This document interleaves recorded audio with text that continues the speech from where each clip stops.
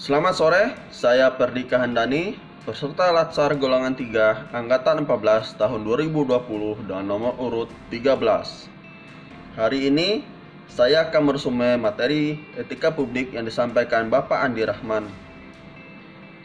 Ketika seseorang memilih karirnya hidup sebagai ASN, maka sejatinya ia telah menjadi bagian dari kekuasaan, yang tindak tanduknya berimplikasi terhadap kepentingan masyarakat luas. Masyarakat memiliki tuntutan dan harapan yang tinggi kepada aparat pemerintah. Saking tingginya, tidak mengherankan karena kalau perilaku yang kurang terpuji yang dilakukan aparat pemerintah akan menjadi sorotan tajam, menjadi bahan sindiran, bulan-bulanan, hinaan, cemooh, bahkan cacian. Hal demikian tidak hanya berlaku di negara-negara yang memiliki budaya ketimuran. Bahkan di negara-negara liberal yang menjunjung tinggi kebebasan individu pun, standar etika bagi orang yang mengatur urusan publik jauh lebih tinggi dibanding standar etika yang berlaku pada masyarakat umum. Tujuan dari pembelajaran ini adalah untuk menilai ketercapaian kompetensi dasar tersebut dapat diukur melalui berbagai indikator keberhasilan.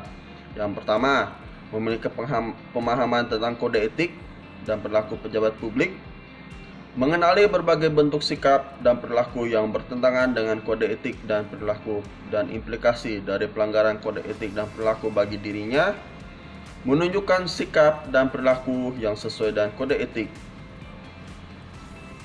Nah, tujuan kita setelah kita memahami dari pembelajaran kode etik adalah kita dapat berubah dari kebiasaan yang lama, yaitu kebiasaan yang buruk, sehingga kita bisa meningkatkan kompetensi, yaitu pengetahuan, keterampilan, dan sikap. Serta dengan meningkatnya kompetensi akan mengangkat nilai diri kita. Standar etika publik yang tinggi adalah menanamkan nilai dan membentuk sikap dan perilaku patuh. Artinya bahwa pembelajaran etika tidak hanya diketahui dan dipahami, tetapi juga tertanam perilaku patuh terhadap peraturan yang berlaku. Apabila ada pelanggaran terhadap etika publik, maka kita akan terkena sanksi, yaitu sanksi secara tertulis, sosial, maupun moral. Integritas publik menuntut para pemimpin dan pejabat publik untuk memiliki komitmen moral dengan mempertimbangkan keseimbangan antara penilaian kelembagaan, dimensi pribadi, kebijaksanaan dalam pelayanan publik.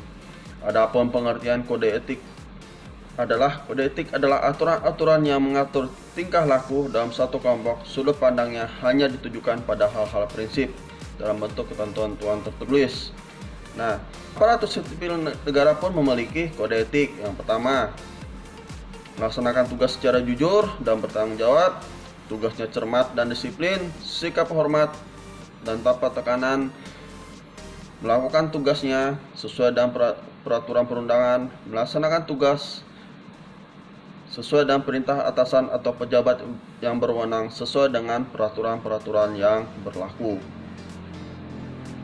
Nilai dasar etika publik bagi ASN adalah memegang teguh nilai-nilai ideologi negara Pancasila, setia mempertahankan Undang-Undang Dasar Republik Indonesia, menjalankan tugas secara profesional, membuat keputusan berdasarkan prinsip keahlian, menciptakan lingkungan kerja yang non-diskriminatif.